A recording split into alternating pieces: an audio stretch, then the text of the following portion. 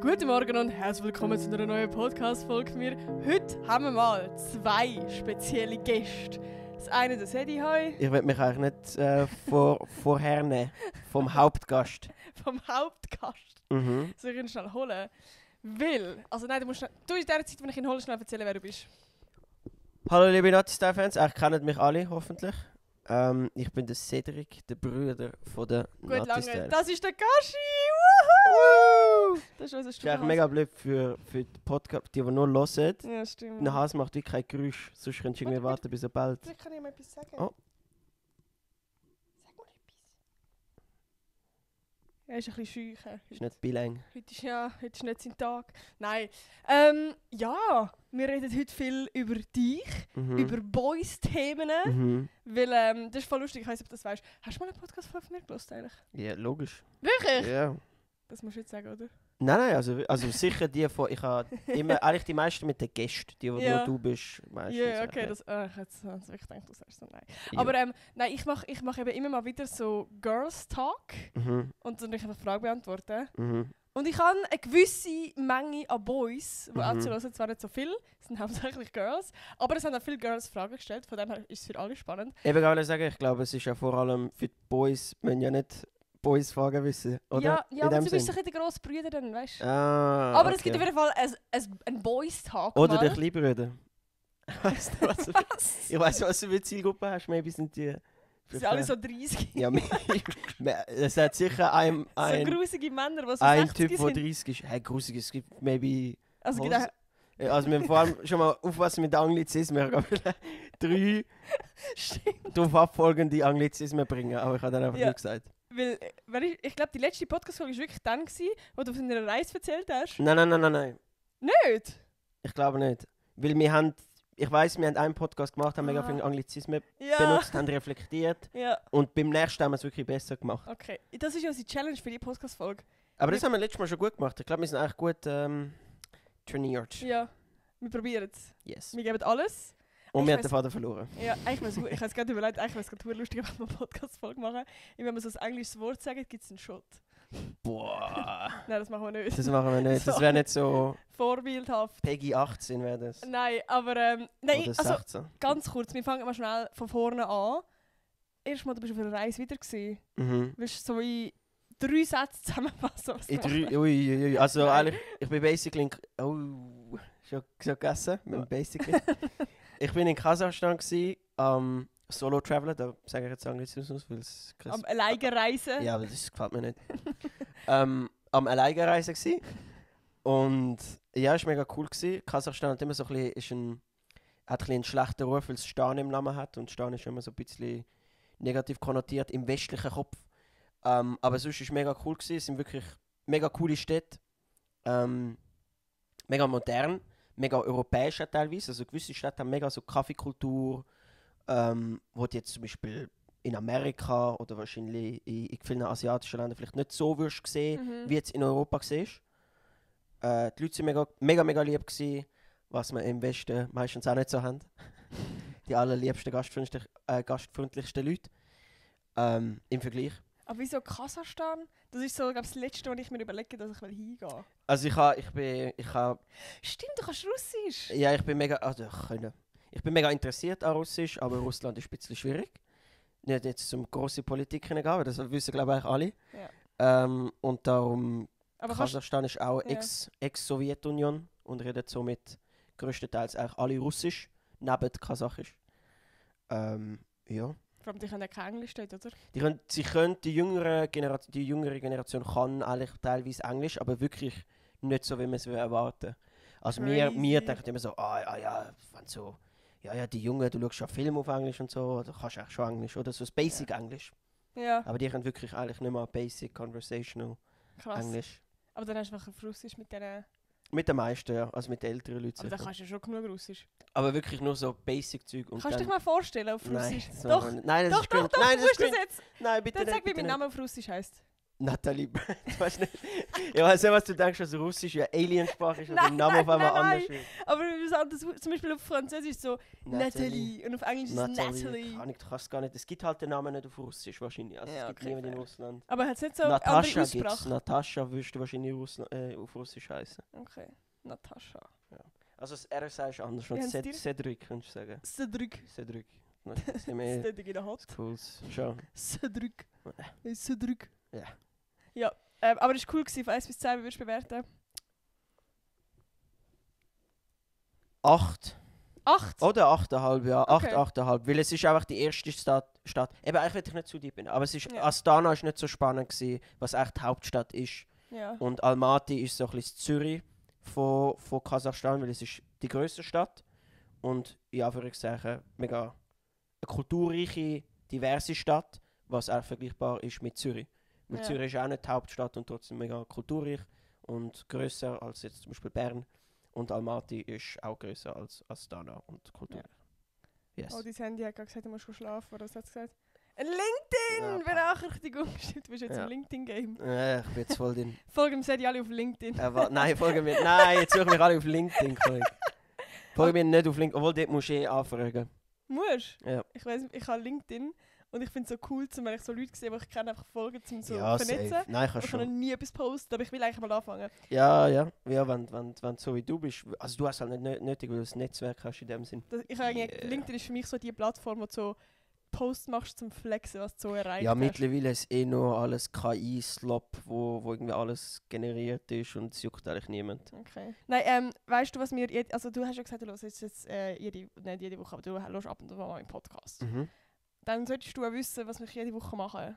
Ja, das mit der Erinnerung, mit dem lustigen Moment. Ja! Yeah! Hast du einen lustigen Moment? Ja, was ist die Reihenfolge mit zuerst der Gast und nachher Nati-Style, oder? Immer wenn ich einen Gast habe, mache ich nur den Gast eigentlich. Ah, das ist ja mega... Ausser ich habe eine High krank pressure. lustige Story, die ich muss erzählen. Ich habe es ein bisschen verbinden mit Kasachstan. Und zwar bin ich dort... Eben, ich bin mir nicht mehr sicher, ob ich es dir erzählt habe, aber ich habe am letzten Abend habe ich das Tattoo gemacht. Und dort habe ich eigentlich mega coole Leute kennengelernt. Und wir sind dann auch chillt, so bis um 1 Uhr morgen, noch ein bisschen so Party, dies, das. Und dann musste ich müssen gehen und dann hat es mich mega angeschissen. Weil ich am 5 Uhr morgen am Flughafen sein. Aber ich glaube, Und dann gehe ich zum Taxi, gehe zurück zum Hotel, hole so mein Zeug. Eigentlich riesen Stress und dann komme ich so um 3 Uhr morgens dort an und du musst ein bisschen früher dort sein, wegen internationalen Flügen und so. Und ich schaue einfach, ich bin am Check-in machen, bin so eine halbe Stunde dort am Anstehen, in dem scheiß Check-in. Und schaue dann aufs Ticket und es ist einfach ein Tag später. Es ist ein Tag später und ich habe so gestresst, ich habe geschwitzt, Alter. Also du bist am Flughafen gewesen? Ja, und habe dort nachher gemerkt, dass ich einen Tag später am Flughafen muss. Ich habe meinen Flug gesucht. Aber es hat eben lustigerweise von der gleichen... Es war irgendwie so 10 Minuten früher gewesen, aber es hat von der gleichen Airline auch dann einen Flug gehabt, aber 10 Minuten früher. Und darum bin ich auch Check-in machen, weil ich mir gedacht, ja, das wird der sein. Und ich sehe nachher einfach so Datum, 20. Juli anstatt 19. Juli. Was hast du denn gemacht? Es ist einfach dumm. Es ist nichts anderes als ein dummer Fehler, weil es ist mit einem Tageswechsel halt so schwierig, wenn du irgendwie schaust, okay, er ist um 5 Uhr am Morgen, dann ist am Morgen, nein, warte, dann ist übermorgen, weil es ist ja am Morgen und so, weißt du. Ja. Und so bin ich irgendwie verwirrt gewesen. Hast du am Flughafen gepennt? Nein, ich bin nachher zurückgegangen, weil es ist echt, der Flughafen von Almaty ist nur so 20 Minuten weg von so dem letzten Hotel. Und ich habe ja die Nacht gebucht fürs Hotel, weil sonst war Check-in am Nachmittag gewesen. Ja. Das heisst, ich bin auch zurück ins Hotel gegangen. Nein, ich habe nur, das Mama jetzt eben erzählt. Also Und sie hat eben nur so erzählt, auch, wie du weißt, so am letzten Abend allen Tschüss gesagt hast und sie war so mega emotional gewesen. Und dann, ja, nein, es es war ist ja ein wirklich Tag eine coole länger. Crew gewesen. Und ich habe sie erst dann kennengelernt, weil eben beim Tattoo, wir sind dort einfach chillt, eigentlich die ganze Zeit in diesem Raum. Und haben es mega gut gehabt. Und nachher war es halt fast ein Stress gewesen, zum nachher gehen, weißt du. Und nachher hat es halt wie doppelt angeschissen. Aber, ja. aber hast du ihnen gesagt nachher? Nein, weil es ist so, nachher ist es ab 4 Uhr am Morgen gewesen, und ich habe mir so gedacht, okay, die sind wahrscheinlich jetzt langsam. Und ich bin auch müde gewesen, Alter. Ich habe den ganzen Tag nicht gepennt. So, irgendwie habe ich mir gedacht, ja. Das ist schon Ja, es ist... aber so ein Nein, Tag dort zu bin ich früh. wirklich einfach mega frustriert gewesen. Auch dort ist, im Nachhinein ist es lustig, aber Ja. es ist auch ein Frust nachher. So, du wärst so ready, du bist mental Ja, ready. eben, du bist bist im ready Flieger zum steigen. Heimgehen, du hast mega den Abschluss gehabt. Und dann so, Alter. Jetzt noch 24 Stunden aushalten. Ja, wirklich. Oh mein Gott, Ja. das ist geil. Nein, ich habe die Woche nicht Lustiges. Bei mir war es mehr sad, das wegen dem Gashi. Ja. Weil, also ich weiß nicht, vielleicht kann man ganz kurz anschneiden so. wann war das gewesen? Am letzten... Oh, jetzt hat er gerade dort hergeschissen, sehe ich gerade. Ist nicht so stuberei, das ist ein bisschen schwierig. Er ist noch ein alter Senior da. Aber er hat wie vor 3-4 Tagen oder so, ist es bei mir mega schlimm gewesen. Also übrigens, er geht in unser Stubenhaus. Also er wohnt nicht bei mir daheim, sondern bei meiner Familie daheim, beim Sedi. Und ja, es ist einfach wie, hat es einen Morgen gegeben, du bist ja dabei gewesen eigentlich dort bei Mami. Erzähl du schnell. Ja, also eigentlich die Mutter ist hochgekommen, und also sie ist eigentlich ins Zimmer gekommen und ich hatte dort Homeoffice gehabt. Und sie hat so gesagt, am Gashi geht es mega schlecht. Ich bin so runter schauen und er ist wirklich halt mega... Und ich weiss ja, wie er aussieht und so. Ja. Aber er war wirklich mega zusammengekrampft gewesen. Also er hat eigentlich bei den Hinterbeinen hinten gehabt, also wirklich so ein Häufchen Elend. Ja. Und er hat zittert und sein Magen hat die ganze Zeit knurrt. Also er wirklich, und er ist, was halt wirklich auch dazu kommt in die Rechnung, ist, dass er halt jetzt 1 Jahr älter ist als der Lino, wo er dort zumal gestorben ist. Ja, also der ist jetzt 7, der Gast. Ja, was wie auch eigentlich für ein Hase ja eigentlich noch im grün bis gelben Bereich ist. Also wäre der Hase nicht so 8? Doch, eben 8, 9, Ja. glaube ich. Aber er ist halt auch wirklich ein bisschen ein Krüppeli. Ja. Also er ist ja von Geburt aus eigentlich nicht gerade Ja, man hat ja... die hellste Kerze auf der Torte. Nein, Ja, aber St. Gallen sagen ja, wie ein Opfer halt. Weißt du, er ist so... Also er hat zuerst ja mega Zahnprobleme gehabt und durch das hat er dann Augenprobleme gehabt und wir haben ja die ganze Operation gezahlt und so. Ich glaube, das haben wir mitbekommen, wenn ihr meinen Podcast verfolgt. Ja, auf jeden Fall einfach long story short, es ist dann wirklich, er ist sehr nah an der Grenze gewesen und wir sind schon sehr am Überlegen gewesen, ob wir ihn einschläfern lassen. Und ja, wir haben ihn dann logischerweise zum Tierarzt gebracht und so. Und wie, dort hat er Infusion bekommen und alles und ist mal dort geblieben. Ja, und die Infusion hat, glaube ich, recht gekickt, wie kann man sagen. Also sie hat ihm sehr gut da und er ist nachher wieder viel, viel besser zu Weg gewesen. Und jetzt hat er mal eine Ehrenrunde bekommen. Und meine Eltern sind jetzt in der Ferien. Und sie vertrauen mir mehr als dem Sedi. Nein, wir hatten geplant, dass er zu uns kommt, schon bevor das alles irgendwie schwierig geworden ist. Darum haben der Can und ich ihn jetzt da wie für 2 Wochen. Und jetzt tun wir ihn da wieder ein bisschen aufpäppeln. Und also es geht ihm eigentlich recht gut. Also eben, er ist alt, er ist nicht mehr so stuberein, er ist nicht mehr so mega, mega aktiv, aber grundsätzlich geht es ihm gut. Aber er sieht gerade ein bisschen eingeschnappt aus. Er dreht den Rücken zu uns. Ja, wirklich. Irgendwie ist nicht so... Er ist ein bisschen mad, dass wir da einfach seinen Platz genommen haben, weil er sonst ist immer auf der Couch. Aber wir kommen zum Essentiellen von diesem Podcast. Bist du eigentlich ready? Geil, eigentlich müsstest du am Anfang so... Die für den Boys-Tag da sind, skip to Minute 20. Ja, Mann. Oh, wie lange sind wir? Nein, die haben das jetzt alle wieder zuhören. Also würdest du sagen, du fühlst dich gut in dieser Position, wo du kannst männliche Fragen beantworten? Ich weiss nicht, ob ich das interpretieren aber ja. Also ich glaube, die Frage... Also, ich weiss jetzt nicht, ob ich der Durchschnittsmann bin. Im Sinne von... Aber das ist ja auch nicht das Ziel. Ich glaube, das Ziel ist nicht, um jetzt jeden Einzelnen... Nein. Und es sind auch nicht alle Männer gleich. Und Ja, vor allem, es gibt, also wie... Keine Ahnung, es gibt, also ich weiss auch nicht alles, also gut, ich bin der Can, ich habe schon sehr viel Männlichkeit, nein, wie sagen wir, weißt, ich habe schon sehr viel über das männliche Geschlecht und alles, so wie Männer ticken, so ein bisschen ja, und ich und der Can geht wahrscheinlich in die gleiche Box von Meinungen und Umfeld und aber weißt, es werden so auch ein bisschen, zum Beispiel Pubertätsfragen sein, so Männerfragen, ja, ich weiss auch nicht, du siehst es dann, aber ich glaube, es wird spannend, aber wenn ich meine Tage bekommen habe. Ja, zum Beispiel, genau. So, wenn es erstmal... Nein, das stopp. Ich weiss nicht, wie es Detail mit einem gönnt. Wie sieht das dann? Vor allem ist es verdammt weird, weil es irgendwie so... Wie wir so Geschwister sind. Nein, das juckt nicht. Nicht? Gut. Nee. Ja, weißt du, so, die... Nee. Aber ja, du bist jetzt ein bisschen der grosse Bruder von allen da. Gut. Hättest du gerne einen kleinen Bruder? Wo sich so genau so die Fragen gestellt hat? Nein, ich glaube, die Vorstellung von meinem kleinen Bruder ist ein bisschen besser. Also jetzt mittlerweile safe, aber so als Kind ist ein kleiner Bruder immer die Vorstellung gewesen, okay, du hast jemanden, wo du mit Mario spielen kannst. Ja. Aber größtenteils sind es halt einfach nervig für grosse Brüder, so ein bisschen böse gesagt. Aber ja. Zum Glück hast du mich und Joel. Jo. Ich tue es jetzt anonym behalten. Ich weiß nicht, ob die Leute wollen, dass man da den Namen sagt. Aber was kann man seinem Freund schenken, der ähnlich ist wie Blumen für die Frau? Das ist nämlich im Fall auch die ganze Zeit wundern. Für Frauen kannst du so viele Sachen schenken. Bei Männern finde ich es so schwierig. Das ist halt hure. Also ich glaube, was nie kannst falsch machen ist, je nach Alter, ich glaube, wenn so nach 16 ist eigentlich so simpler Schmuck nie schlecht, Silberschmuck habe ich das Gefühl. Aber ich glaube auch mega männerspezifisch, sprich gewisse Männer haben Schmuck an, gewisse Männer nicht. Lego kannst du nie wirklich einen Fehler machen, wenn du irgendwelche Legos kaufst. True. Ich glaube, jeder Typ hat so ein bisschen gerne Lego gehabt oder stellt also wir spielen ja, an einem gewissen Alter spielst du nicht mehr damit, aber du hast es halt so ausgestellt irgendwo. Ja. Was gibt's noch? So Ja, also, Fußballtickets. Ich bin halt mega im Gaming-Ecke gsi und dort kannst du halt meistens nicht so viel kaufen, aber so Sachen, die kannst kaufen, wäre vielleicht zum Beispiel so ein Mauspad. Mhm. Weil dort kannst du auch nicht viel falsch machen. Oh, so ein wie sagt man, so ein selber gemachtes, also wie sagt man, so bei Iflor bestellt. Ja, die sind halt hure klein. Schon. Als Gamer brauchst du halt recht Ein Platz grosses. für die Maus, ja. Also Ich kenne die von Ivolo nicht. Ich weiß nur noch, ich hatte eins mal von Ivolo, das so ganz klein so war. normales. Es hat fast keinen Platz gehabt. Also so ein normales langt eigentlich meistens nicht. Okay. Und sonst nicht einfach ein Name, also eins nicht von Ivolo. Ich weiß nicht, ist das ein Ad-Placement gewesen? Nein. Du bist eigentlich eine Ivolo-Partnerin. Ja. Also Iflor ist cool, peace out, aber nein, ist jetzt cool. Und sonst, ich muss halt jetzt ein bisschen auch altersübergreifend überlegen, im Sinne von nicht nur, was ich jetzt würde gerne haben. Also ich weiß nicht, wie alt die Person ist. Also als Teenager, was hätte ich mir als Teenager gewünscht? Ist so ein Mediamarkt-Gutschein, ist das cool? Ja, ich weiß nicht. Ey, ganz ehrlich, Keine Ahnung. ich gehe glaube viel zu fest auf Gamer-Ecke, aber ich nehm auch viel Jugendliche sind auch Gamers. Aber so digitale Currency, ich weiß nicht, ob du jetzt irgendwie Fortnite spielen oder so, kannst V-Bucks kaufen oder whatever. Ich habe mir überlegt, wenn du so Fußballfan bist, kannst du irgendwie so Tickets kaufen. Ja, oder so, oder auch FIFA. Konzerttickets allgemein?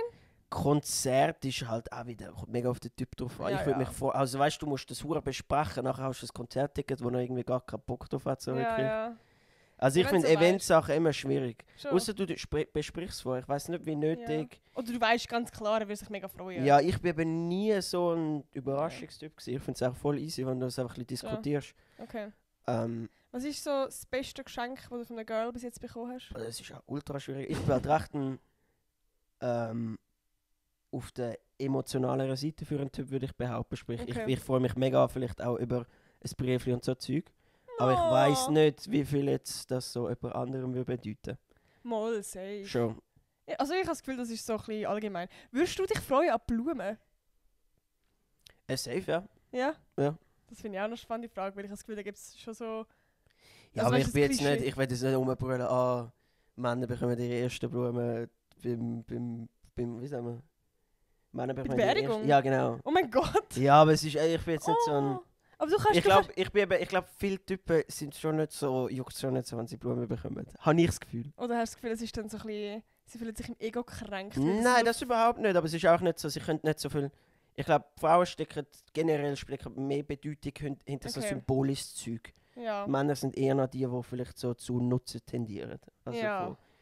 und die So kann man etwas, vielleicht was man erwähnen. braucht. Ja, genau, die kann man Okay. vielleicht erwähnen, etwas essen. Ja. Ist noch cool, wenn Leute ins Gym gehen, aber so Kreatinbox. Kreatin gibt es keine verschiedenen Arten von Kreatin, ist auch Mhm. Kreatin. Aber das Irgendwelche ist ein guter Energy Punkt. Drinks. Etwas, was man braucht. Weil der Can ist im Fall auch so... Der hat mehr Freude an Sachen, die er brauchen kann. Aber Also- mittlerweile ich eben nicht mehr so. Ich würde sagen, das ist mehr so generell Männer, aber ich fühle Ja. zum Beispiel auch Zeug, die ich einfach ausstellen kann. Ja, okay. Ich finde, für mich ist ein mega bedeutendes Geschenk, wenn jemand sagt, ich habe das gesehen und ich habe an dich denken und darum habe ich es dir gekauft. Oh, Das ist ja cute. eigentlich Ja. das wertvollste Geschenk in dem Ja. Sinn. Das Und dann finde ich kannst du herzig. ausstellen. Ja. Okay, cute, okay. Und da kommt es jetzt bei dir darauf an, ob das jetzt so dein Girlfriend ist oder ob das so schon bei einem Date passiert oder... Also ich weiß nicht, ob du am ersten Date gerade irgendwie ein Geschenk... Ich müsste an dich denken bei dem. Ja, easy. Ja, nein. Aber nein, also von Kollegen bekomme ich Geschenk, von Kolleginnen Ja. bekomme ich Geschenk. Okay. Ja. Ja gut. Nächste Frage. Ist das ein Jungsding, dass man vor den Mädchen cool möchte sein? Ich glaube, das ist ein menschliches Ding. Das ist bei Frauen so, das ist bei Männern so. Ich glaube, weiss jeder es wird doch nicht. irgendwie ein bisschen cool sein. Aufs andere Geschlecht, aufs gleiche Geschlecht, eigentlich auf... Nicht? Also, Ich muss es schnell Story erzählen. Ja. Ich bin ja in einer, ich kann jetzt gar nicht sagen, welche Gruppe, aber ich habe eine Freundesgruppe. Und es war so lustig, wir haben alle zusammen abgemacht für das Wochenende. Und wir haben uns, also wie schon, die einen haben sich schon früher getroffen, weil die einen erst später können. Und das war eine Konstellation gewesen von ich, ein anderes Girl und ein Typ. Und es war so lustig, wie er ist quasi wie mit zwei Girls allein war. Und er ist so, ich will nicht sagen normal, aber er ist so voll, weißt du, so normal halt gewesen. von welchem Alter reden wir jetzt? Bist Von du? meinem jetzigen Alter. Von deinem jetzigen Von Alter? meinem jetzigen Alter. Und er hat dann wie schnell wollen, jemanden von unserer Gruppe, an einem männlichen Typ, so schnell anrufen, so wo wir jetzt sind. Und es war einfach so lustig, wie er gerade die Stimme gewechselt hat. So, yo Bro, yo, was läuft? So, weißt du, mega. Aber es ist ein bisschen peinlich, sagt ehrlich. Ja, also, ich und halt die anderen Kollegen, wir haben einfach in so, also wir haben so, weißt du, so, also wir sind mega close, weißt du, es ist voll easy, wir haben ihn einfach voll hops, also voll lustig. Nein, voll hops genommen. Nein, wir haben halt ihn mega ausgelacht und sie so, wieso hast du gerade deine Stimme so verstellt? Und er hat dann so gesagt, ihm ist das nicht mal aufgefallen, das ist wie so automatisch, dass du mit Männern anders redest als mit Frauen. Ja, das ist schon crazy. Merkst du das selber nicht? Ich würde sagen, je älter du wirst, desto einfacher ist es zum authentisch sein. Im Sinne von, als Teenager passiert es schnell einmal nach so ein bisschen das Rudeldenken und du willst so ein bisschen in eine Freunde... Also als Kind und als Teenager bist du ja immer noch in dieser Phase, wo du ein bisschen deine Gruppe von Leuten findest. Und du passest dich, glaube ich, mehr an. Und irgendwann kommt ein bisschen das Alter, wo du halt auch mehr probierst, dich selber zu sein. Und ich sehe schon die Entwicklung von als Kind, und jetzt spezifisch auf die Frage, Buben wahrscheinlich noch eher auf Kultur und als Teenager eher noch auf Kultur und irgendwann geht das vielleicht ein bisschen mehr weg, wo du halt einfach du selber bist. Ja. Und das siehst du, glaube ich, auch so mit, in Anführungszeichen, nerdy Hobbys. Also jetzt gerade zum Beispiel, ich weiß nicht, was jetzt das typisch nerdy ist, so vielleicht Schach spielen, könnte ich mir vorstellen, wenn so als Teenager einer von der Klasse im Schachclub bist, ist das vielleicht so ein bisschen uncool, maybe. Und nachher aber, wenn jetzt in unserem Alter jemand Schach spielt und vielleicht sogar im Schachclub bist, kannst du noch denken, ja voll, easy, ja, voll. Cool, das ist das Ding und so. Ja, voll. Also, nächste Frage. Die Frage ist jetzt gar nicht so, so spezifisch an alle Jungs, sondern ich habe einfach geil gefunden, weil es einfach runtergenommen, was du auf das hast. Dating-Fails wäre echt spannend. Hast du so ein Date gehabt, wo man so ein richtiger Fail war? Nein, ich bin einfach mega lame dort durch. Nein, wirklich? Ich finde die Frage eigentlich eine mega witzige Frage und ich frage sie oft auch beim ersten Date, lustigerweise. Okay. Weil ich finde es eine mega coole Art zum Icebreaker oder zum so ein bisschen einander kennenlernen und was man eigentlich nicht will oder was nicht das Ziel ist. Ja. Aber ich habe wirklich nicht so einen Fail, wo so keine Ahnung, irgendjemand irgendwie nachher sich eingepisst hat oder so. Also es ist wirklich nichts Spezielles. Aber hast du mal ein Date gehabt, wo du gemerkt hast, es matcht nicht? Und dann ja, ist das safe, aber es ist wie... nicht komisch gewesen? Nein, es matcht einfach nicht. Und es ist auch voll easy. Du sagst auch, du tust nicht irgendwie ein Date abbrechen und gehst für einen heim oder so. Aha. Ja, das du chillst auch, es ist ja wie auch okay, wenn es nicht so ultra fest matcht, einfach für die Erfahrung einfach dort bleiben. Und es ist ja was, 1-2 Stunden so das erste Date, du gehst ja nicht. Ich weiß nicht. Ziehst es einfach durch. Okay. Und nachher, wenn es nicht... Ziehst einfach durch. Ja, aber Real Talk, so, auch wenn es nicht vibet, denke ich mir dann amigs scheißegal, so für die Erfahrung. Okay. Einfach mal schauen, wie die andere Person tickt. Und amigs ist es auch spannend irgendwo durch. Ja. Also auch wenn es jetzt nicht der Match ist, so amigs ist es spannend, wie die Leute denken. Und ich finde jetzt gerade zum Beispiel bei so Themen, wenn es jetzt etwas ist, wo mich mega so... Ich weiß nicht, ob politisch das richtige Wort sind, aber wenn ich auf menschlicher Ebene wie überhaupt nicht klarkomme mit der anderen Person, merke ich schon auch, okay, eigentlich recht unangenehm, eigentlich will ich nicht mehr das sein, aber auch dann so, scheißegal, Alter, weißt du, so. Ja. Du musst dir ja nicht, du schuldest der anderen Person eigentlich nichts. Und du musst sie nicht belehren, die andere Person muss dich nicht belehren, es ist ja auch so, einfach Conversation, scheißegal. Smalltalk. Ja, oder eben von mir aus auch tiefer und nachher siehst du halt, jo, wie andere Leute denken. Ja. Aber ist es denn so, dass die andere Person auch gerade checkt, ihr Vibe nicht und es ist wie dann für beide klar und man muss es gar nicht ansprechen? Gute Frage. Ich habe das Gefühl, etwas, wo ich jetzt die Erfahrung gemacht habe, einmal hat die andere Person nicht so gecheckt, dass wie nur ich Fragen stelle. Oh ja. Und nachher ist es halt ein bisschen unangenehm, weil ich glaube, in den Augen von der anderen Person ist es nachher mega ein erfolgreiches Date gewesen. Dabei bin ich irgendwie so, weiss die Person irgendwie gar nicht über mich und ich weiß alles über sie. Ja, also das ist höchstens der Vibe-Unterschied, den man vielleicht nicht immer gerade erkennen kann. Aber stellt Fragen auf euren ersten Dates. Aber das ist vor allem, das ist vielleicht ein Boys-Tipp, wenn Jungs zuhören. Wir Jungs untereinander, also wenn wir in einer Jungsgruppe chillen, passiert es nach meinen Erfahrungen oft, dass du einfach erzählst. Und wenn du Lust hast, um etwas zu erzählen, dann erzählst du das. Und so ist es eigentlich mit mir und meinem besten Kollegen eigentlich die ganze Jugend so gewesen. Und nachher eigentlich, als ich in der Klasse war, mit sehr vielen Mädchen oder mit nur Mädchen. Und dann auch halt mit mehr Girls chillt habe ich wie gemerkt, dass es mega wichtig ist für eine Konversation, dass du auch Fragen stellst und wirklich auch interessiert bist. Frauen interpretieren das dann meistens als du hörst ihnen nicht wirklich zu, wenn du nicht Fragen stellst. Dabei ist es mehr so, nach meinen Erfahrungen, wenn du etwas erzählst und ich Ja. finde das spannend, bringe ich vielleicht eine Anekdote von meinem Leben, um dir wie bestätigen, ich finde das spannend, ich habe das gleich, Ja. gleich erlebt. Ich kann wie relaten zu dir. Ja. Und die Frau oder tendiert dazu, das nachher zu interpretieren als, okay, er interessiert sich überhaupt nicht für mich und Ja. erzählt nur von sich. Und das ist amigs mega ein Fall, wo Männer und Frauen reingehen, wenn sie miteinander reden. Also Tipp an Männer, probiert, wenn eine Frau vor allem etwas erzählt, probiert auch wirklich darauf einzugehen und tönt nicht nur so, als wäre ihr interessiert, sondern interessiert euch auch dafür, in dem Sinn. Und stellt Fragen. Und ich merke das heute noch. Also ich glaube, Männer in jedem Alter checken das teilweise noch nicht. Also es ist Ja. nicht so, dass es nur bei Buben so ist. Ich glaube, da können wir Männer als Geschlecht einen besseren Job machen. Ja. No, das war cute. gewesen. Das Schon. finde ich noch hure spannend, dass du das so analysiert hast. Also Ja, weißt ich du, also so, müssen. Es war ein bisschen ein Beziehungsproblem. also in was dem mit Sinn. einer Beziehung mal? Ja. oder? Ah, wirklich? Ja. Und- Ja, es derbes ja. Okay. Also, Aber ich, dort hast du- ich nehme es mir wie auch nicht übel. Eben, es kommt ja nicht von einem Ort von desinteressiert sein, sondern es ist einfach eine mega Mhm. Misskommunikation. Ja. Und eine Tendenz, wo wir halt einfach einen Unterschied haben. Ja. In unserer Art, wie wir eine Existenz. Konversation führen. Ja. Ja. Voll. Und das war wirklich noch spannend. Gewesen. Nächste Frage. Stimmt das, dass man... das hat mich einfach wundern. Stimmt das, dass man den Pissoir so Flüge drin hat, damit Männer richtig zielen? Ein Flüge. Ab und zu hat es das. Amigs hat es auch ein Goal. Wirklich? Ja, amigs hat es ein Goal. Aber nur... Was geht? Ich habe das Gefühl, mittlerweile hat es immer seltener so funny Zeug, weil das ist so neue Architektur, so modern, simpel, down to Okay. the basics, möglichst viel eingespart. Früher hat es immer, ich habe ein paar Erinnerungen, wo du so ein Goal hast irgendwie und dann so irgendein Ziel Goal. drin, ja voll. Hä, wie funny. Ja. Aber das ist jetzt auch eine Frage, die mich schon wundert. Magst du dich noch erinnern, wo du das erste Mal ein Pissoir benutzt hast? Ich habe es früher halt nicht wirklich gecheckt, ich habe es nicht wirklich können. Weil ich Weil ich würde es auch nicht checken, ich bin voll überfordert. Also, es ist schon recht simpel im Sinne von, Piss ist einfach ein Pissoir.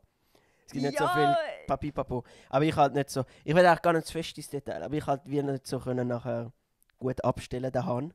Und dann habe ich gesagt, ein bisschen die Hose und dann präferiere ich eigentlich heute auch noch die normalen WCs über die Pissoir. Okay, spannend. Ja, Gibt es da viele Typen, die nicht aufs Pissoir gehen? ich glaube schon. Für mich, ich persönlich finde es eben hygienischer, weil du kannst ein bisschen nachher alles putzen und so. Ja, voll. Das finde ich noch spannend. Ja. Weil in meinem Kopf war es immer so, gewesen, okay, Pissoir gehst du pissen und wenn du schiessen musst, gehst du halt aufs WC. Und dann habe ich mir immer so überlegt, das ist ja mega unangenehm, weil dann weiss einfach jeder Typ, jetzt musst du schiessen. Ja, okay, aber das juckt jetzt eigentlich nicht so an den Typen. Also ich glaube, Typen Echt? sind auch schnell mal die rumposaunen, dass sie schiessen müssen. Nicht? Ja, hä? Ich weiß nicht, ich habe das Gefühl, bei uns Girls ist das mega... Doch, nein, Also, komm wenn schon, der Can kommt doch oft in den Alter, jetzt muss ich fett schiessen. Ja, das mache ich schon beim Channel, da sage ich auch, ich habe dünne Ja, Scheiße, safe, aber auch in der Öffentlichkeit. Alter, Typen sind eher noch die, die Ja. so rumposaunen, dass sie jetzt einige ablassen. aber du musst jetzt, wenn du öffentlich auf dem WC bist und musst schiessen, dann ist es jetzt wie nicht so, du musst jetzt nach vorne WC-Papier legen, damit es niemand hört. Was? Nein, Alter. Du kannst ja im Männerwitz könntest du ins Pissoir schießen und es wird, glaube ich, niemand jucken. Nein, das ist glaube ich bei Frauen schon ein bisschen anders. Also ich finde es im Fall nur schon unangenehm, wenn du so das zweite auf dem WC bist und es ist auch ruhig und dann hörst du die andere und es... Also ich weiß auch nicht, ich kann dann wie nicht loslassen, weil ich so das Gefühl, es ist so ruhig. Ja, Dann das hört mein passiert aber schon. Pissstrahl. Ja, das ist schon so ein bisschen unangenehm. Also, das ist schon unangenehm. Also Ja, echt hure dumm, das ist ja voll normal. Aber irgendwie... ja es ist schon unangenehm. Ja, darum, ich glaube im Fall, ich kann nicht ein Typ sein. Ich kann niemals aufs Pissoir gehen, glaube Doch, Pissoir ist eigentlich sogar etwas mega Wholesomes. Weil du stehst auch so nebeneinander, nämlich bis so einen halben Meter entfernt und beide sind so ihr Geschäft am Morgen. Eigentlich ist es noch mega, mega Bonding barbarisch näher irgendwie so. Redet man da so miteinander? Nein, fett nicht, Alter. Das ist ein No-Go. Und es gibt ja auch die Insta-Memes, dass es irgendwie so unausgesprochene Regeln gibt, welches Pissoir du darfst Ja. benutzen von der Platzierung her. Leute, ich finde das gerade so spannend, dass Also ich so- so. alles nicht gewusst jetzt gerade. Nicht krass. Musst du mal mit Can irgendwie einen kleinen Boys-Tag machen? Ich muss auch mit ihm zusammen aufs WC gehen. Ich weiß nicht. So, das habe ich auch geil gefunden, weil das finde ich auch ein spannendes Thema. Bitte irgendwas über Männerfreundschaften. Ist das so deep und so? Weil das ist doch auch oft so ein bisschen das Klischee, dass halt Frauen mega oft, weißt so, wenn sie in einer Freundschaft sind, dann jetzt viel miteinander reden, über alles bereden, eben vielleicht auch so, wenn sie ein Date haben und so. Und bei Männern ist doch oft so das Klischee, hey, wie war's? Gut, da, cheers, Bier, so, geben wir. Ich glaube, das ist ein Thema, das ich mega nicht glaub, in die Durchschnittsmännergruppe reingehe, weil ich glaube, ich habe Ja. eher meine Art von Freundschaften würde eher in die Box hineingehen von weiblichen Freundschaften, sogar auch unter Männern. Also Ja. im Sinn von, Ich finde, du merkst mega, ob ein Typ aufgewachsen ist mit Schwestern oder Brüdern. Okay. Gerade wenn es um so Zeug geht, habe ich das Gefühl.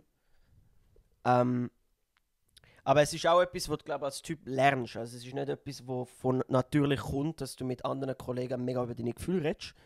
Ich hoffe, das können wir als Gesellschaft auch ein bisschen ändern. Eben bei mir ist es eigentlich mega so, dass auch all meine männlichen Freundschaften tue ich eigentlich recht. Also auch fragen, wie es ihnen geht und so Zeug und eben nachfragen und so. Aber ich glaube, vor allem jugendliche Männer haben das vielleicht teilweise auch ein bisschen weniger nötig, würde ich jetzt als Wort benutzen.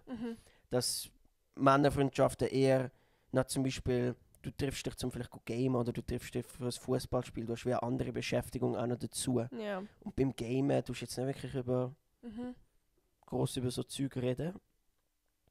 Aber eben, ich glaube, das ist auch etwas, was mit dem Alter kommt nachher. Dass je älter du wirst, desto weniger hast halt auch die, ich weiß nicht, vielleicht gehst du nicht mehr so oft shooten, nicht mehr so oft du nicht mehr so oft gamen und suchst aber trotzdem noch die Connection mit deinen Kollegen und nachher gibt es dann halt oft. Ich glaube, so ein typisches Männerding im Alter ist dann vielleicht, dass du ein Bier gehst trinken. Ja. Und wenn du ein Bier gehst trinken, dann ist es wirklich gegeben, dass du auch miteinander redest und nicht nur ein Bier trinkst. Aber redest du dann so, weißt du, so normales Mal, also nicht ein Smalltalk, aber normalen Tag, so kann ich über irgendein Thema, oder sind die manchmal wirklich auch so haben die so Deep Talks, wo ihr wirklich so über eure Probleme redet, über das redet, was euch gerade wirklich beschäftigt, was so richtig könnte emotional auch sein? 100%. Also mega, ich glaube, das ist auch mega unterschiedlich. Ich glaube, es gibt eine Quote von irgendjemandem und das ist mega stereotypisch. Das spricht überhaupt nicht für alle. Aber dass Männer tendieren dazu, mehr interessiert sind an Sachen und Frauen mehr an Menschen. Okay. Und darum habe ich das Gefühl, es gibt glaube viele Männerfreundschaften, die nur über sachliches Zeug reden. Und vor allem, ich habe Kollegen, die im Militär sind und sobald die im Militär sind, reden sie fast nur noch über das Militär, weil es sie auch interessiert in dem Sinn und sie es gerne machen. Und ich glaube, wenn ein Typ mit einer Frau redet, ich glaube, ein Bruchteil von der Frau interessiert es, was ein Mann im Militär macht. Würde ich behaupten. Schon. Ja, also... Ja. Also du bestätigst, was ich sage? Ja, schon. Ja, okay, ich habe es nicht gecheckt, sorry. Ja, mal. Ich habe jetzt nur ich lachen, weil ich wir haben ja auf Insta die Fragen können an Cedric schreiben. Und, gell, du hast lieber Cedric? Cedric, ja. Weil du kannst mich so Cedric nennen. Schon, weil du bist halt mit dem aufgewachsen und irgendwann hat es mal einen Switch gegeben, das ist wie bei mir Nathalie und Nati. Ja, es ist aber wirklich auch so gefiltert, dass eigentlich Leute, eigentlich, wo mich vor der Sek kennengelernt haben, nennen mich Cedi und Leute nach der Sek nennen mich Cedric. Ja, bei mir auch so Leute von der Unterstufe oder halt meine Familie oder Verwandte, die nennen mich alle Nathalie. Und ich habe auch ab der Sek eben gesagt, ich will Nati genannt werden. Aber ich habe nur lachen, weil in dem Insta-Ding haben so viele auch so geschrieben, hey, ja, soll man über das Militär reden und so. Das waren alles Jungs, aber ja. So, wie war seine Erfahrung im Militär und bla bla. Also ich bin nicht im Militär, wenn ich das kurz ansprechen kann. Ich bin Zivilschützer. Nicht Zivildienstler, das ist ein Unterschied. Aber es ist cool. Ich glaube, also ich habe viele Kollegen im Militär und es ist wirklich auch ein cooles Ding. Weil du hast trotzdem die Kameradschaft, die vor allem wertgeschätzt wird. Und ich glaube, es ist vor allem cool für Leute, die ein bisschen Probleme haben im Leben, um sich in einer Gruppe gut zu integrieren. Auch für die, dort wirst du wie gezwungen, um dich zu integrieren. Und du hast auch nicht so ein bisschen die soziale Hierarchie, die du eigentlich in der Öffentlichkeit hast. Im Sinne von, du wirst nicht einfach in den Zug geschmissen und ihr chillt jetzt eigentlich miteinander, Punkt. Und alle müssen das machen und es müssen alle gemacht haben, wenn sie es nicht gemacht haben, werden die alle gestraft. In dem Sinne, also es ist wie automatisch, wirst du in das Gruppendenken reingezwungen, wo glaube ich recht gewisse Jungs wahrscheinlich recht profitieren davon. Also eigentlich könnte man wirklich mal eine Folge über das Militär machen, mit dem guten Can ist jetzt auch nicht im Militär gewesen. Aber das ich komme einfach nicht raus. Weil, okay, Typen gehen ins Militär, sie können aber auch Zivildienst machen und damit sie ein Jahr lang arbeiten. Also so, wie sagt man? Zivildienst. Ja, also weißt du, wie nicht einfach irgendetwas arbeiten, sondern so... Auch Aushilfe bei verschiedenen Sachen. Ja, Sozialhilfe. Ja, wenn man so hat, ja. Und da gibt es auch Zivilschutz. Ja. Aber ist Zivilschutz kannst du es nur, wenn du krank geschrieben bist, oder? Ich weiß nicht, ob es Sinn macht, das jetzt zu erklären. Ich weiß nicht, ob das die Leute nicht interessiert. Das ist ein bisschen kompliziert. Ist es kompliziert? Also ist es nicht, weil du einfach Asthma hast, oder? Ja, also es gibt zwei Arten von untauglich. UT nennen wir das als Abkürzung. Ja. Du hast doppelt UT, dann kannst du gar nicht machen, dann zahlst du. Punkt aus Ende. Dann gibt es einfach UT, dann musst du Zivilschutz machen, dann hast du gar keine Wahl. Ja. Zivildienst und Militärdienst kannst du nur machen, wenn du volltauglich bist. Ja. Das ist ein bisschen die Misskonzeption. Okay. Leute denken, Zivildienst kannst du untauglich sein. Zivildienst musst du volltauglich sein. Was ein Ah. bisschen dumm ist.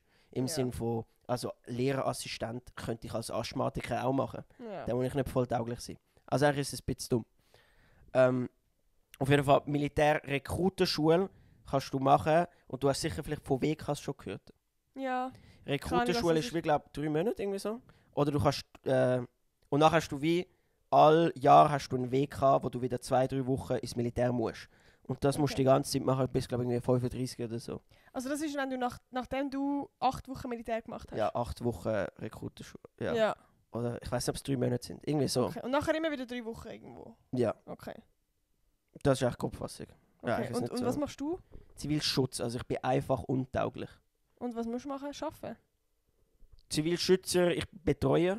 Zivilschützer hast du auch verschiedene Funktionen. Also es gibt Betreuer, es gibt Führungsassistenz, es gibt Pionier. Aber du bist einfach schon im Militär-Campus-Ding. Wir haben unsere eigenen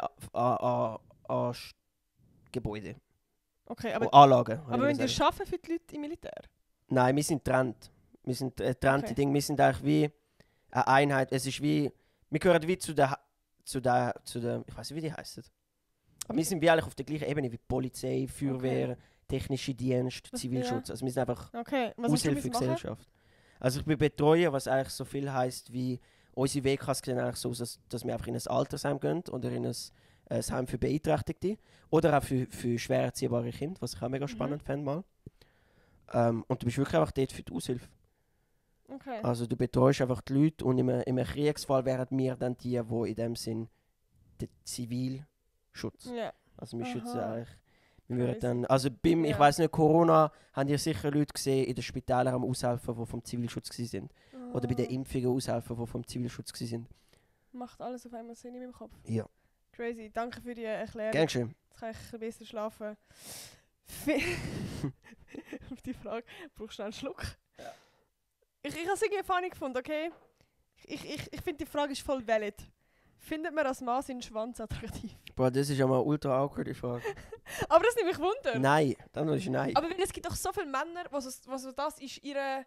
Also sie reden gefühlt nur über ihren Schwanz. Das ist so ihres Goldstück. Ja, aber das ist ja mehr so ein soziales Ding, Alter. Du findest ja nicht deinen eigenen, das ist ja hure komisch. Aber das nimmt mich eben Wunder. Nein, dann ist nein. Ich weiß nicht, wie es ist, wenn du homosexuell bist, aber ich glaube auch dann nicht.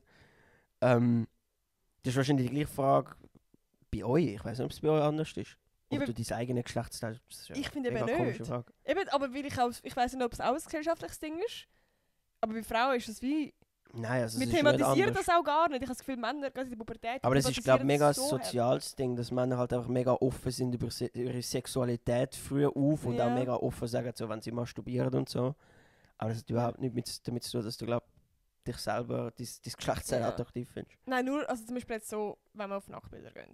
Mhm. So eine Frau schickt, also in den meisten Fällen. Alter, aber das hat so nichts mit Attractions zu tun, dass das Männer schicken. Das ist ja mehr so ein Stolz oder ein Machtding. Ja, eben. Du willst wie auch so... Ich weiß nicht, ob es auch ein Ding ist, wo sie wollen, dass sich die Frau unwohl fühlt. Fast schon. Weil es ist ja wie eine Machtposition, wo du dann hast, du schickst ein Schwanzbild und nachher muss sie sich unwohl fühlen, nicht? Gut, kommt darauf an, welche Situation. Wenn es ungewollt ist. Alter, 90% von denen sind doch ungewollt. Wann ist es gewollt? Ja, keine Ahnung, wenn du halt miteinander schreibst und Ich keine Ahnung, einen glaube, Tag. dann ist es irgendwie nicht gewollt. Ich weiß nicht. Ja, ich muss jetzt auch sagen, ich bin jetzt schon nicht so Schreibt in die confident. Kommentare, wenn ihr je ein Schwanzbild habt wollen. Oh mein Gott, ja. Das ist schon unsere Abstimmung. Ich glaube, sagen- das ist sowas von 0%. Meinst du? Boah, das finde ich Ich glaub spannend. Ich glaube, das ist wirklich die Abstimmung.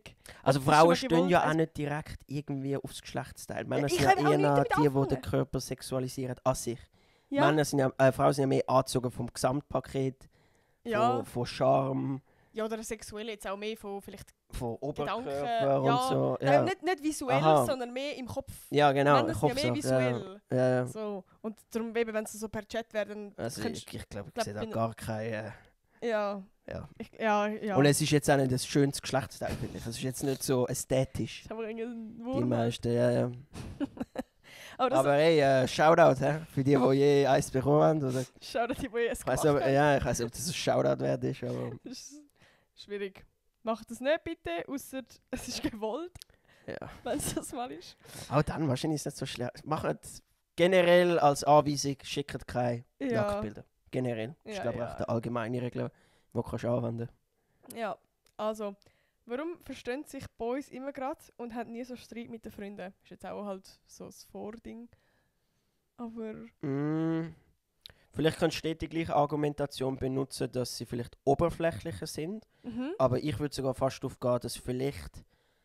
es ist so schwierig, nicht zu generalisieren. Aber ich könnte mir vorstellen, dass Männer vielleicht eher weniger nachträglich sind. Dass beim Männerstreit kannst du oft am nächsten Tag einfach sagen, so, whatever, fuck it. Ja, vielleicht. Und Frauen vielleicht eher noch denken, mehr verletzt sind vielleicht davon, Ja. was jemand gemacht hat. Und darum vielleicht auch nachträglicher sind ein bisschen. Ja, vielleicht sind, also das, ich weiss nicht, das kannst du jetzt auch nicht allgemein verallgemeinern, aber vielleicht sind Frauen eher so ein bisschen Overthinking und so ein bisschen Das würde ich nicht sagen. Situationen 100-mal am Hinterfragen, also erst hinten denken.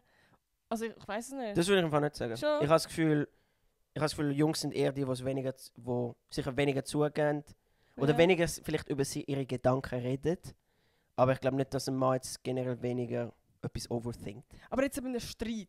Zum Beispiel, ich weiss es nicht. Das ist jetzt meine Erfahrung. Aber wenn so Girls untereinander Streit haben, dann ist es, wenn es ein deeper Streit ist es oftmals so, dass man lang nicht miteinander redet. Und dann, oder vielleicht 100-mal miteinander. Also weißt du wie, ich habe das Gefühl, bei Typen ist es einfacher so, ja komm, vergessen es. Und ich habe das Gefühl... Aber ich weiß nicht, ob es das Ding davon ist, von wir haben es einfach nicht überdenkt, oder ob es wirklich das Ding davon ist, von eigentlich ist es nicht so schlimm. Ja. Ich habe das Gefühl, Männer könnten dann wirklich einfach ein bisschen mehr dazu tendieren, dass sie nicht so nachträglich sind. Ja. Habe ich das Gefühl. Mhm. Aber vielleicht ist es auch mehr einfach nach meinen Erfahrungen so. Eben, Ja. Ich glaube, das ist schon ein Punkt, was du sagst. Ich glaube, viele Typen sind einfach so oberflächlich, dass sie sich denken, whatever, fuck it. Ja. Wir haben das gestern ins Gesicht gehauen, aber heute ist es eigentlich nicht mehr so wichtig. Ja, voll.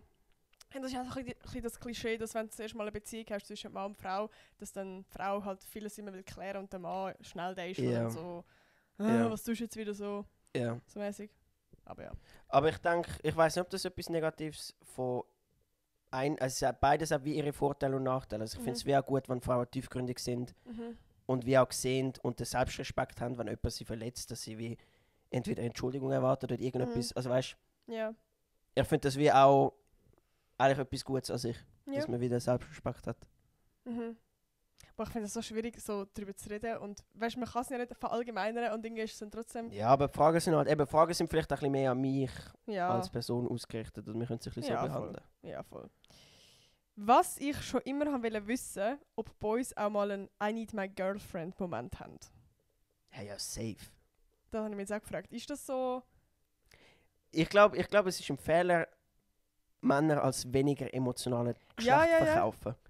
Oder darstellen.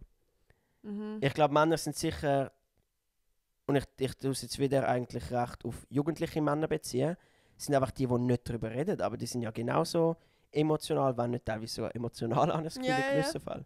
Also wir haben ja wie auch die Gefühle, und eben, ich glaube, bei Männern drückt es sich dann vielleicht sogar anders aus. Männer sind eher, ich glaube, beide Geschlechter sind etwa gleich emotional. Männer sind einfach die, die es nachher in Wut ausdrücken oder die es nachher irgendwie anders abbauen müssen. Sie können das wie nicht.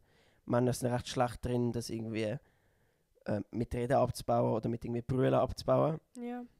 Gut, was ist jetzt gemeint mit dem I need my girlfriend? Weil in meinem Kopf ist jetzt gerade voll das Ding von... Vermissen irgendwie, oder?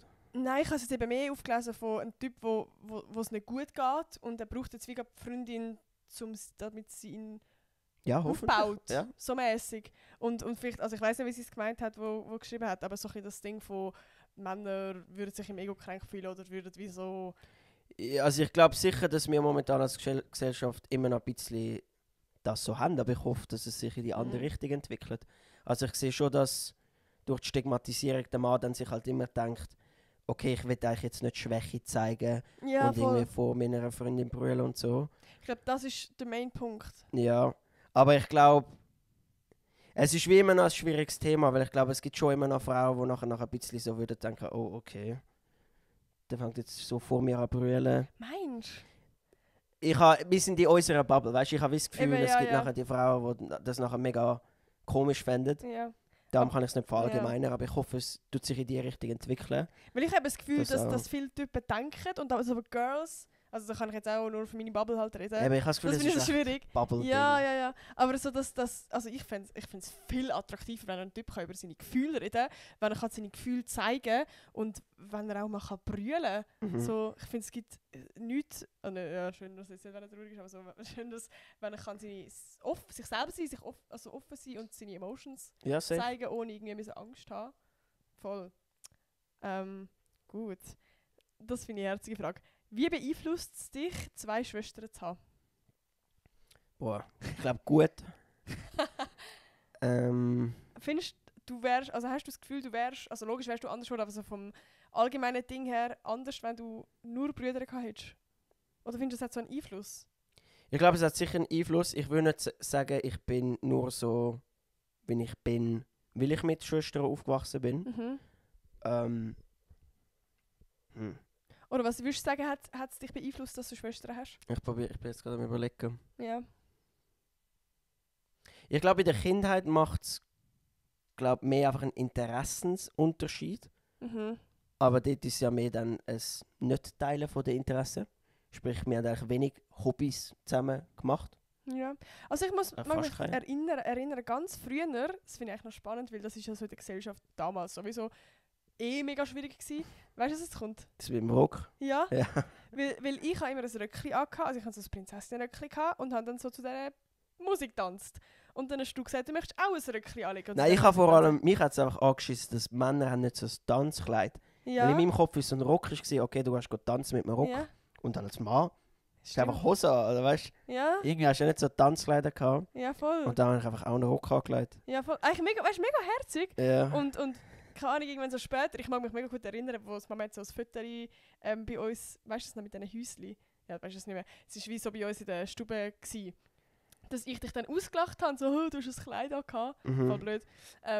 Aber ich meine, ich hätte es wie zurückgehen von so, dass, ja, dass wir schon gleiche Hobbys hatten. Ja, aber das ist so das Einzige. Also, wir haben sonst überhaupt keine gleichen Hobbys gehabt.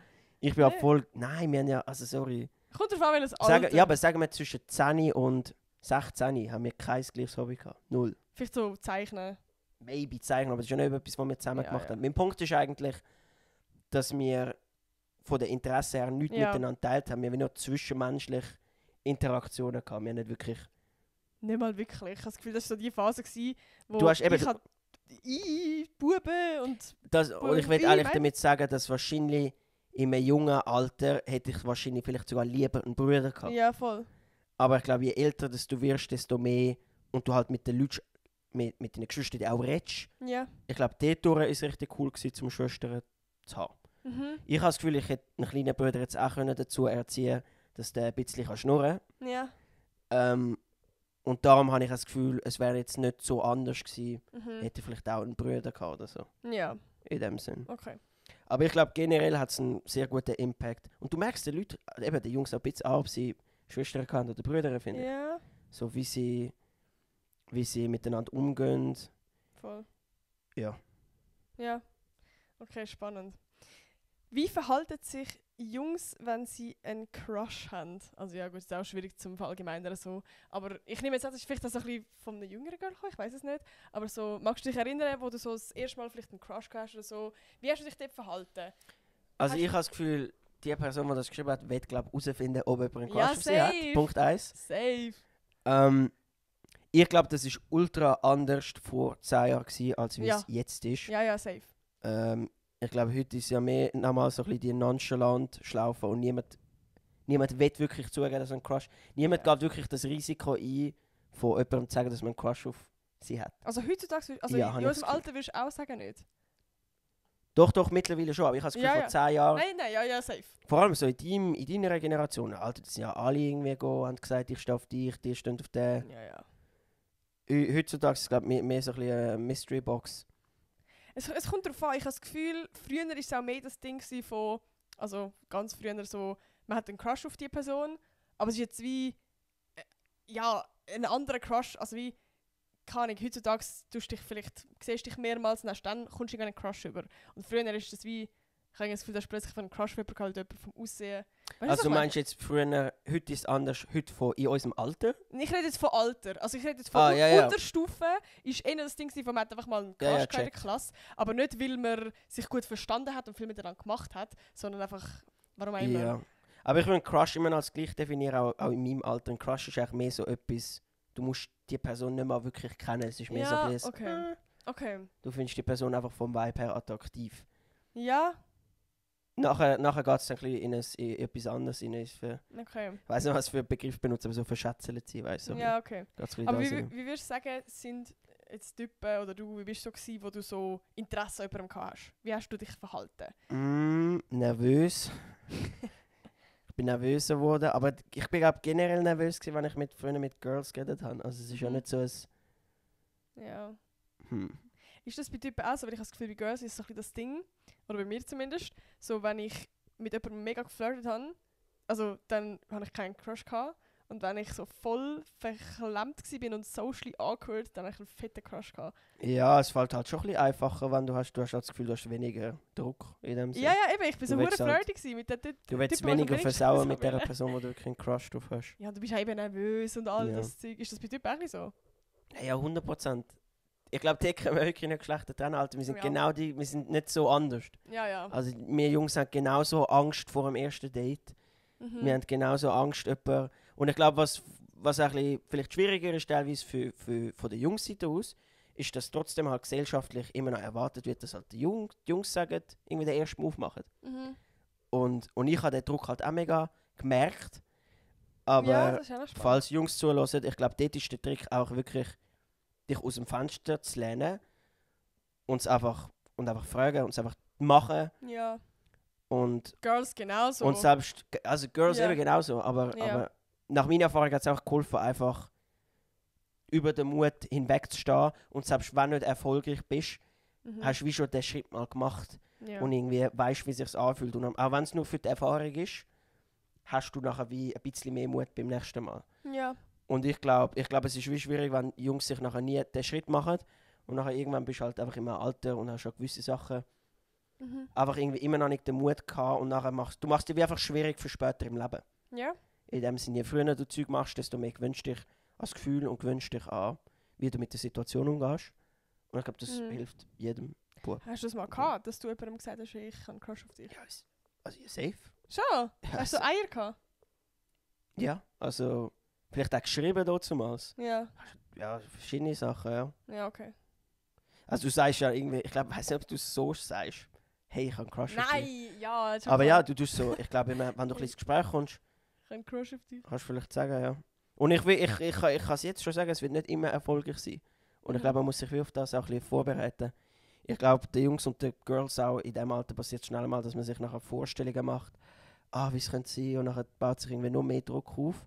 Und nachher, wenn die Karte in dem Sinne zusammenbrechen, dann bist du nachher umso mehr enttäuscht. Ja. Aber gewisse Sachen einfach dafür gesehen, für eine gute Erfahrung. Ja. Und etwas daraus gelernt haben, ist immer gut. Ja. Okay, wir kommen jetzt zum Thema nochmal brüllen. Wie oft brüllst du? Nicht, dass ich es schlimm finde, ich will nämlich mit. Ich habe überhaupt kein Problem mit Brüllen, aber ich brülle einfach nicht. Ich brülle eigentlich fast nie. Das ist schon auch mega selten, aber er hat auch gar kein Problem zum Brüllen. Nein. Ja. Also ich habe beim Lino, glaube ich, das letzte Mal, und dort ist ja nicht das Brüllen, es ist ja mehr so, ich habe in den Augen gehabt. So. Du brüllst so selten?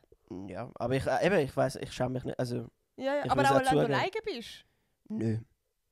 Aber ich meine, jetzt weißt du nicht mal nur brüllen, dass jetzt Tränen rauskommen. Manchmal gibt es ja wirklich auch so einen Moment, wenn man einfach mega in sich reingekehrt ist, sad ist. Ja, aber ich brülle dann auch nicht.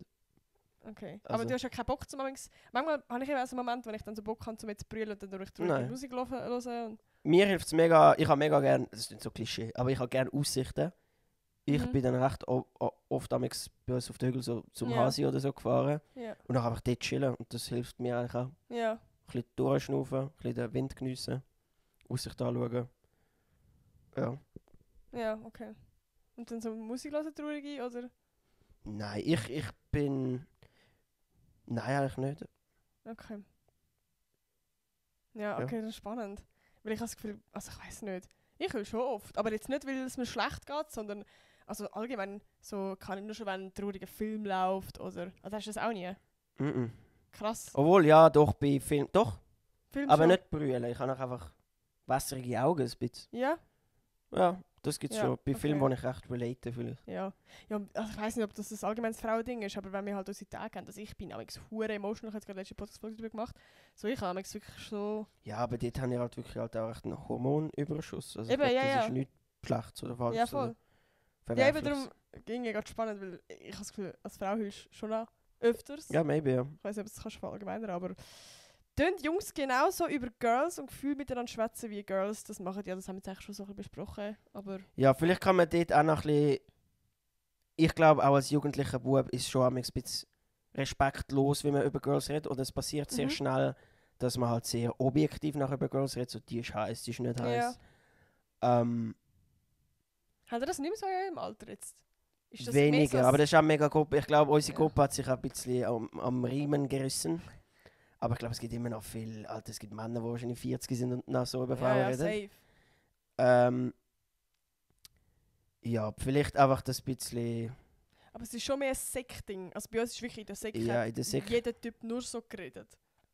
Ja, eben. Ich weiß nicht. Vielleicht ist es auch... Eben, ich kann ja wie auch nicht darüber reden, so, das sind alles Vollidioten. So, ich bin auch so gewesen, der Sekt. Ja, Aber es ist auch mehr so, weil es halt in der Gruppe... Das ist halt Dynamik, die du unter den Jungs hast, ja weißt voll. Und du geniessest die Dynamik auch, weißt du, weil du so kannst sagen, so... Weißt du, redest mit den anderen, Ja. ja, die finde ich auch mega heiß und die blablabla. Ja, voll. Die hat einen dicken Arsch und was auch immer. Aber Aber es hat sich ein bisschen abgenommen jetzt mit dem Alter. ja, bei uns. Bei uns. Jetzt sage ich das so, sie hat voll den schönen Charakter. Naja. 2 schöne Charaktere, sagen sie heute. Perfekt. Das war schon die letzte Frage gewesen. Nein! Bist du traurig? Soll ich noch schauen, ob sie noch... Machen wir noch eine? Machen wir noch gut, ja. Oh, das finde ich aber ein spannendes Thema. Uh. Okay, ist jetzt immer nur so Boys-Tag, aber ist es normal, dass Männer in einer Beziehung Videos, sag ich mal, schauen? Und fändet ihr das okay? Boah, spannendes Thema. Finde ich auch ein spannendes Thema. Was ist die Frage? Ob es okay ist oder ob es normal ist? Ja, ob das Männer machen. Ja. Kurze Antwort, ja. Aber Frauen doch auch. Frauen auch. Ja, safe. Es gibt, das ist auch Also es mega... gibt schon auch das die, ist was nicht wollen. also es gibt Leute, die haben mega Probleme damit, wenn ihr Partner / ihre Ja. Partnerin das schaut. Mhm. Vor allem, wenn du vielleicht mit dir selber noch nicht so... wenn du mit dir selber noch ein bisschen Probleme hast und nachher den Vergleich Ja. halt siehst, wenn deine Significant Other nachher irgendwie andere Personen anschaut. Das ist Voll. recht verletzend nachher. Ich glaube, wenn man sich so mega Gedanken macht, also weißt du, verstehe ich es irgendwie auch voll. Also wie dann hast, also weißt du, ich meine so dann, wenn du wirklich so das voll überlegst, so, er schaut das gerade so, dann verstehe ich, dass einem das unsicher kann machen.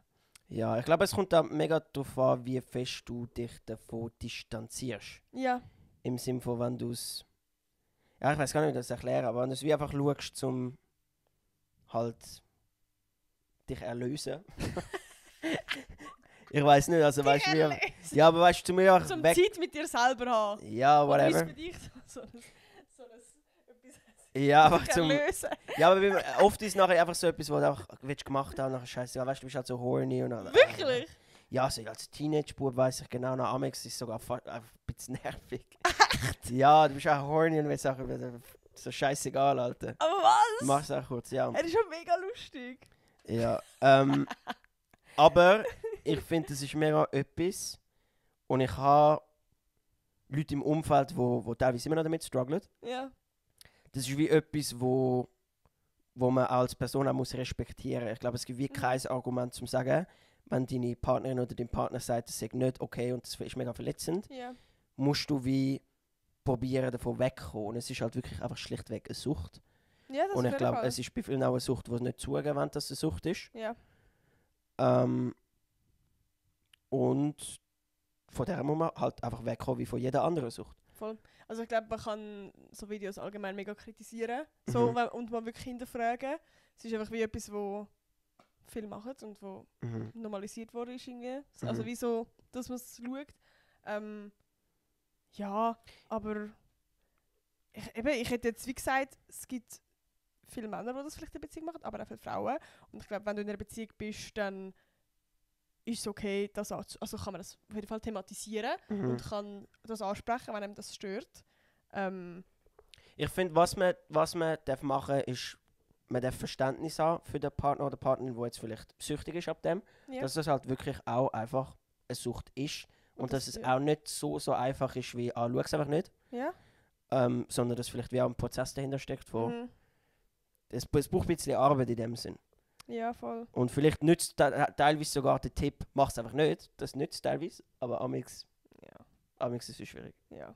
Und wenn wir jetzt so allgemein über das Thema gehen, ob das so noch alleine macht und in einer Beziehung bist, ich finde, das ist wie so ein bisschen, also zum jetzt ganz offen sagen, so für mich ist das wie so, das hat wie so, das eine hat nicht mit dem anderen zu tun. Also das ist ja wie so, sein eigenes, also wie so Me-Time-mäßig vielleicht auch so ein bisschen. Oder was würdest du sagen? Findest du, wenn du in der Beziehung bist, machen wir das nicht mehr? Ich persönlich würde es mega verstehen, wenn meine Partnerin das nicht will, dass ich das mache. Ich würde es glaube nicht in die Cheating-Kategorie hineinwerfen. Ich eben auch nicht. Aber ich finde, es ist nicht der Weltuntergang. Ich finde, wenn beide Parteien damit okay sind, so, dann Alter, safe. Scheißegal. Ja, safe. Es müssen einfach beide Feinde mit sein. Und ja, manchmal passiert es halt, dass es nicht passt. Also, dass man vielleicht andere Vorstellungen hat in einer Beziehung. Und dann sucht man entweder einen Kompromiss. Ja, ich glaube, die Ideallösung ist zwar schon, dass du eigentlich die sexuellen Bedürfnisse voneinander kannst eigentlich stillen. Aber eben für mich ist das wie ein Unterschied. Für mich ist das eine Me-Time und das andere ist das, was du... Also für mich kannst du das gar nicht wirklich vergleichen. Schon, okay. Ja, hätte ich jetzt gesagt. Aber schreibt mal eure Meinung in die Kommentare. Ja, das ist okay, ja. Das finde ich spannend. Ich habe eine Kollegin, wo ich mega oft mit ihr über das rede. Mhm. Weil ich es einfach ein spannendes Thema finde. Ich glaube, jeder hat da so ein bisschen andere Ansichten dazu. Was ich auch voll verstehe. So. Es ist ja wie jedem überlassen, wenn das in der Beziehung nicht handhaben. Ja. Aber ja. Willst du noch mal fragen oder ist gut? Wenn es eine noch hat, dann kannst du sagen, wenn es noch eine so... Willst du eine aussuchen? Ich will eigentlich ja, das ist eine gute Idee. Hat er eine Freundin? Nein. alle. Alle auf dich am Geilen. Das finde ich eine gute Frage. Wie findest du, wenn man schon 20 als Frau, Jungfrau ist? Also, ich glaube, die Frage ist, wie findest du es, wenn man mit 20 immer noch eine Jungfrau ist? Und das ist nicht als Frau, sondern als Mensch ist das scheißegal. Ja. Und du solltest dir nicht Druck machen. Ich glaube, das passiert vielleicht eher Männern an, dass es halt schon den sozialen Druck gibt von, du bist immer noch eine Jungfrau mit x Alter. Aber das kommt wirklich überhaupt nicht drauf an. Und irgendwann kommst du aus dem Alter raus, wo irgendwie die Leute um dich herum sagen, oh wow, du bist das Alter und du bist immer noch eine Jungfrau. Mhm. Aber als Teenager gibt es das schon teilweise noch und es ist wirklich, wirklich, wirklich scheißegal. Ja. Weil jeder hat sein eigenes Tempo. Und ich habe auch immer noch viele Leute um mich herum, die immer noch Jungfrau sind und es ist überhaupt kein Problem. Die Leute werden genau treated wie alle anderen. Also macht euch über das keine Sorgen. Aber, und das ist das einzige Aber, probiert vielleicht trotzdem, wenn ihr Lust habt. Und das Einzige, was euch daran hindert, ist Mut, um jemanden zu fragen oder dies und jenes probiert, über den Mut hinwegzukommen. Auch wenn es ein bisschen Mumm braucht, im Nachhinein lernst du immer etwas daraus. Auch wenn es nach einem Fail ist, du hast wie irgendetwas daraus gelernt immer. Mhm. Und ich glaube, das ist das Wertvollste, die Erfahrung. Und ich glaube, wenn irgendein Typ kommt und das stört, dass du eine Jungfrau bist, Alter, dann kannst du wirklich auf den Mond schicken. Ja. So kann man so schnell sagen. Ja. Also die Leute haben Verständnis für euch, auch wenn ihr in dem und dem Alter immer noch Jungfrau sind, das ist eigentlich wurscht. Nein, vor allem 20 ist es, finde ich. 20, nein, das also, juckt nicht. Es gibt, glaube ich, viele, die mit 20 noch Jungfrau sind. Safe. Ich habe immer das Gefühl... Ich kenne viele, die in auch. meinem Alter noch Jungfrau sind. Ich auch. Ich habe auch jetzt noch Kolleginnen, die noch Jungfrau sind. Und gewisse Leute schätzen das sogar wert an einem zukünftigen Partner/Partnerin, wenn die andere Person gleich viel Erfahrung hat wie man selbst. Ja, voll. Ja. Schöne Abschlusswort, würde ich jetzt sagen. Sehr gutes Abschlusswort gewesen. Hast du toll gefunden da? Sehr cool gewesen. Spannendes Thema. Ja. Wenn ihr noch Fragen habt, schreibt es in die Kommentare. Vielleicht können wir so einen Austausch machen zwischen Boys und Girls. Und ja, das wäre echt witzig, ja. Ja, irgendwie wäre es lustig. Ja. So, auch können ja die Älteren ältere Schwestern und Brüder spielen und die Jüngeren können Fragen stellen oder so. Also ich schaue von mir aus vielleicht auch noch mal Kommentare an, wenn ihr nochmal eine direkte Frage habt. Dann ich mit meinem Spotify-Account mach das. Vielleicht beantworten. Yeah. Und jetzt ganz wichtig. Ist schon 1. August, bald.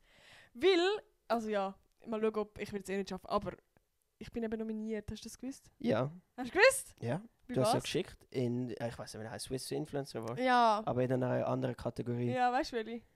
Humor. Entertainment. Boah, geile Kategorie. Ja, Mann, ich tue noch entertainen. Darum, am 1. August kann man abstimmen.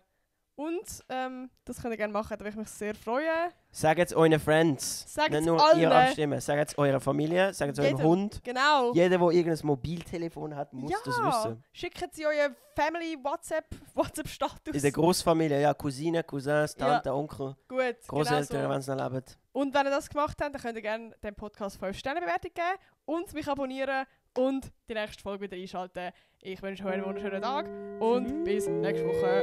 Tschüss!